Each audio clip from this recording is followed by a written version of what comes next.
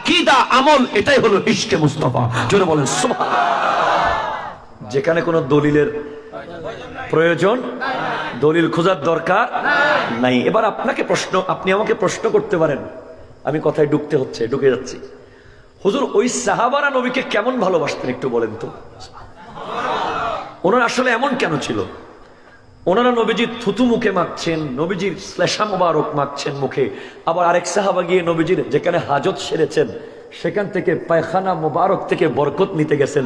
মামা হিবুল্লাহ দুনিয়ার মধ্যে আসতেছে, উনি 3টা পাথর পেলেন, সেগুলো পকেটে করে নিয়ে আসলেন। যেদিকে যায় গোটা এলাকা মেশক আম্বর হয়ে যাচ্ছে। মসজিদে গেলেন জুমার নামাজে, বড় বড় আরবের ব্যবসায়ীরা দামি দামি আতর নিয়ে এসেছে, তাদের আতর প্রতিদিন খুশবু বের হতো, কিন্তু আজকে সব আতর ম্লান হয়ে গেল।